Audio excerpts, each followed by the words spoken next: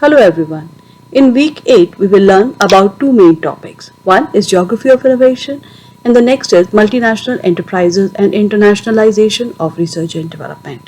We'll first talk about this topic on multinational enterprises. In this particular case, what we will do, we will have two main sections. First section will talk about what do you mean by foreign direct investment, what is the role of multinational enterprises in determining that investment, and also what are the key theories which are behind explanation of the foreign direct investment. Now, why we are doing that is students who have come from an international economics background would have been well aware of these theories, but for others, in order to give them a brief overview of these theories, I will be talking about them. Please note that the discussion will rather be a brief and a kind of an overview. You are encouraged to read more about them and they are available in any standard international economics books. Now, to first talk about what we have seen in the 20th century is a very rapid economic globalization. But what do you mean by globalization? It is essentially an increasing interdependence of the countries. That means now they depend on each other for various products, whether they are for consumption or for production. Two major trends that has been noticed in the 21st century are related to first the globalization of consumption and then the globalization of production.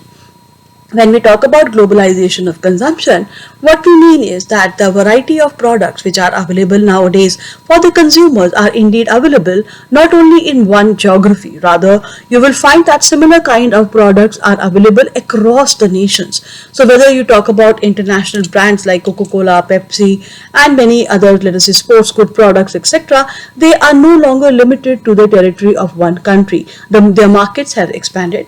Many times you will find a very similar kind of a product across the countries.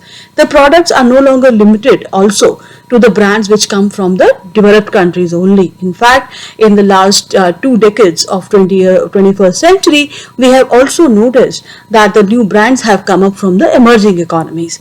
So that is what is about the globalization of consumption. Globalization of production was another phenomenon which started with the mid of 20th century and then it reached its peak around the last decade of 20th century.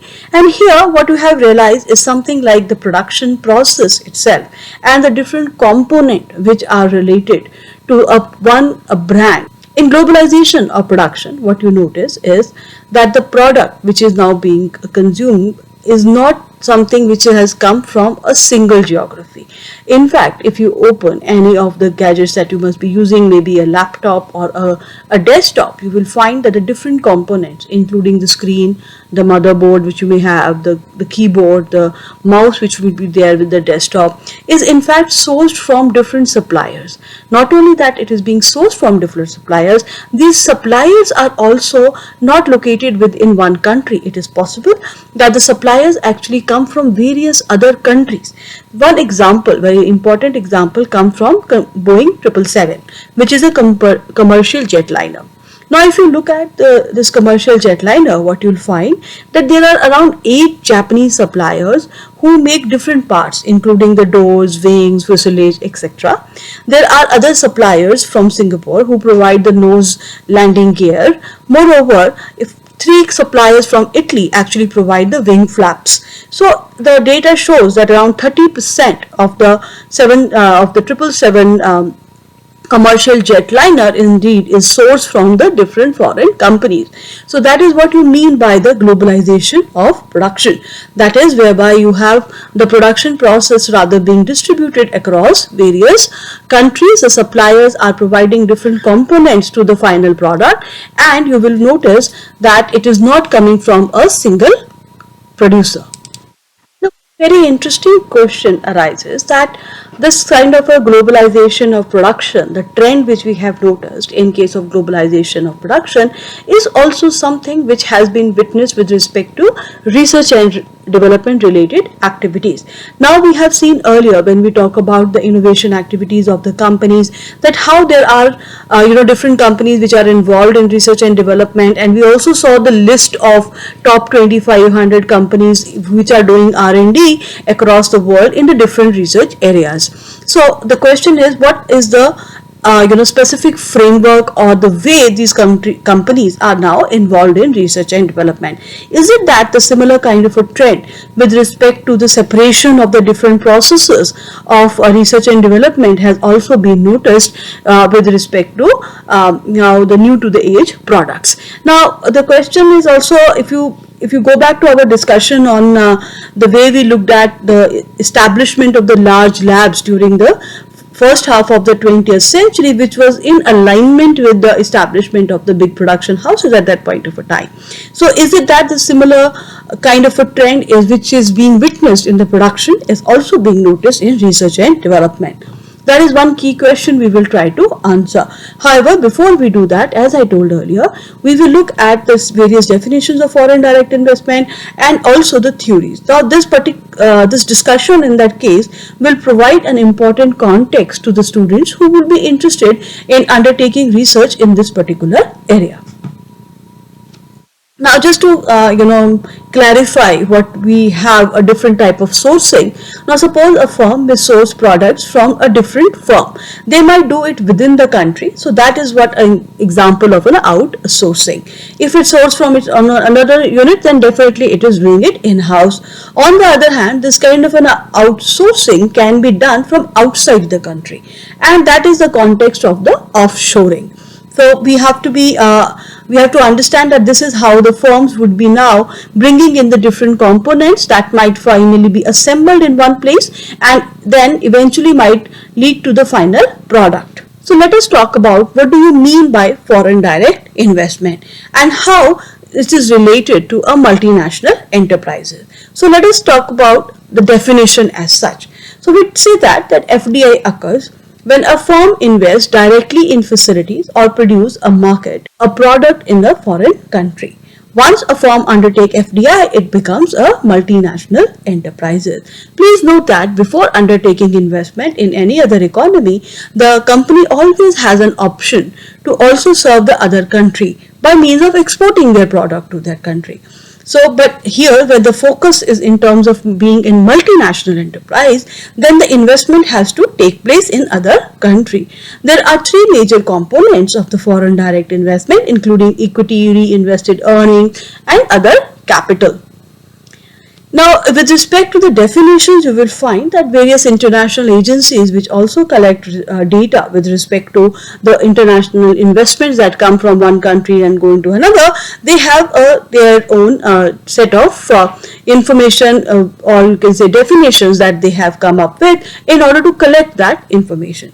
So let us look at the UNCTAD definition, which talks about FDI being as an investment which involves a long-term relationship. So that becomes a hallmark of this particular definition, that the firm which is now undertaking that kind of an investment has indeed a lasting interest in the investment. They are also interested in exerting the control over that particular entity.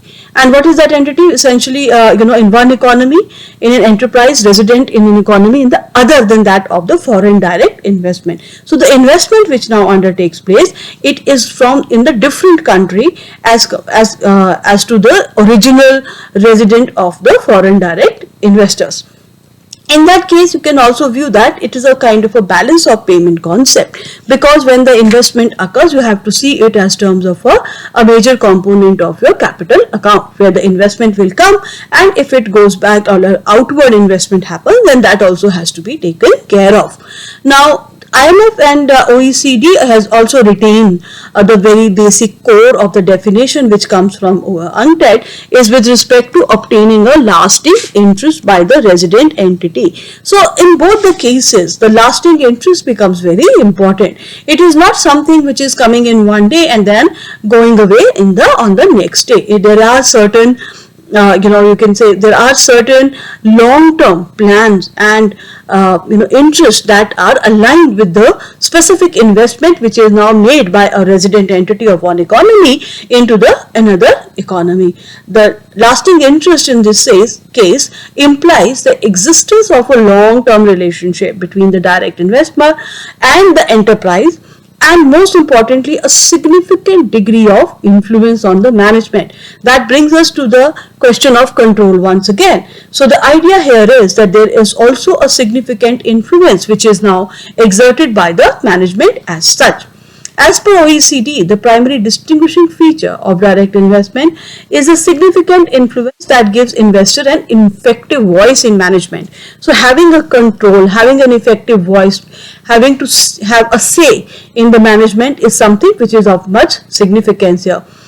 For the foreign controlled sector, the primary distinguishing feature is the control. Who controls, who takes the decision, who says what to be done and what not to be done.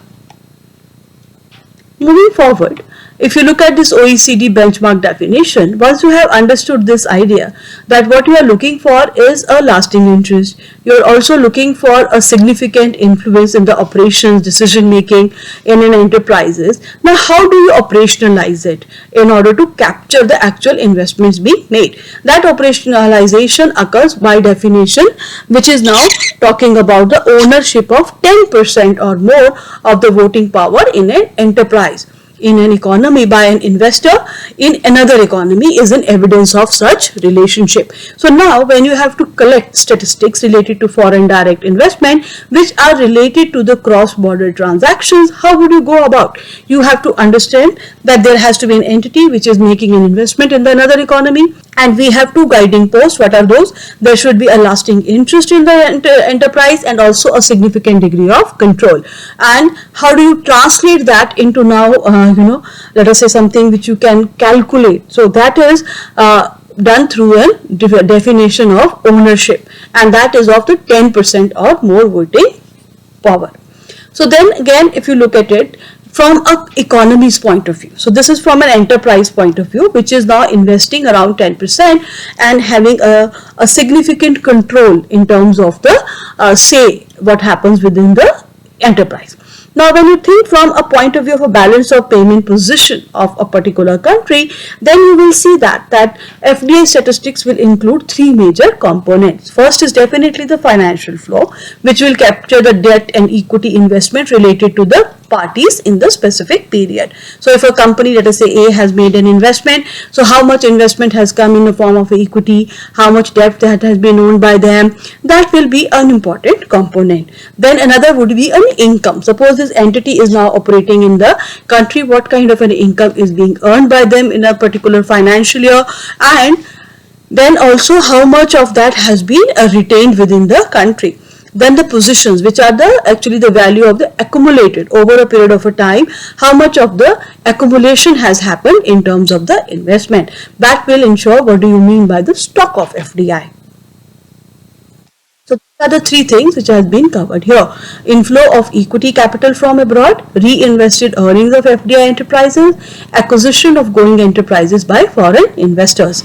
So here if you look at it, the inflow, it adds to the country's capital including plant and machinery, and this is referred to as a greenfield investment. Here the idea is, suppose a company decides that now they want to go to an Indian market which is very thriving right now. So they come to the country, they identify a plant, they say that okay, we will put up a plant here, and then they undertake the entire investment in the plant, machinery, and start the production as such. Most of the host countries, they would prefer the greenfield investment.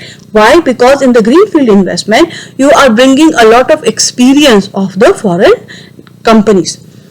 They make also net addition to the productive capacity, which is very of much significance and importance to the developing economies. If they are looking at the new investments, then clearly foreign direct investment in that sense, which is now investing through this greenfield investment and contributing to the productive capacities, becomes very important. Moreover, like I said earlier, when now the company is establishing a plant, they are sourcing machineries, they have to design the particular plant in a way, they might have to call consultants. So then you will find that they would also hire some Indian nationals. Say for example, the host country is India. Now these Indian nationals and Indian skilled labor will have a conversation with those experts. They will also learn. They will learn that about technology. They will learn about the management skill, and that is the intangibles which comes along with the foreign investment, either through the technology, know-how, or the managerial skills. Second, we look at reinvested earnings of the foreign direct investment. That is very straightforward. Having to a function, suppose they have now continuing the function, the plant has come up, the production is going on, there are sales, and of course now we have a long history in the country of our open market, so clearly we have much companies like that. So they would have profits, they would be retaining some of them, they would be throwing them back into more investments within the country. So that will become a part of the reinvested earnings of the foreign direct investment enterprises. Then there are acquisitions of the enterprises by the foreign investment. Now this can be seen in contrast with the first case where we have looked at the greenfield investment. There what we saw that the company may be interested in coming to a particular country, they will go there, identify a plot, make the investment, get engaged into the production as such. Here, instead of doing that, the companies might engage in maybe an acquisition, merger, or a takeover. So if there are certain companies which are already persisting, they are there, and as a result, instead of doing everything on their own from the scratch, they would rather merge with them or take over them, and then as the process will take into consideration the brownfield investments. So here acquiring and merging can be of a minority stake. They would rather merge them, the Indian entity in the case, into their own entity. So like 10 to 49% of the interest, that would be of a minority stake. Majority stake will be 50 to 99 and full would be around 100. So what are the advantages of this? First of all, clearly it is very vast and it is very fast, and it is much more easier as compared to maybe doing everything from the scratch. The second is that suppose you're thinking from a point of view of a foreign company which now wants to enter into another country. The existing companies may have much more information and idea about the working of that particular country. They may have some valuable strategic assets. For example, they may have some distribution channels, they may already be owning some plants, or they might be already owning some patents for that matter. So then by going through this channel, through a brownfield investment, a company would be able to have an access to these strategic assets. There might be a reason as to why now they are being taken over in that sense. Might be they were not very efficient or were not doing very well, and as a result what you find is that they get this kind of an investment for a foreign partner, and as a result they might then have to be acquired by them. So in this sense it can lead to increase the efficiency of the acquired fund. Why? Because the person who is now acquiring them, they once again has a technological skill, or they have a managerial skill, they know things better, and they have also resources. As a result, you will find that some of these companies which might be taken over, they would be now the resources that they own can now be used much more efficiently, just because of the investment that has come through, and the investment, the kind of intangible that has been brought in by the investment.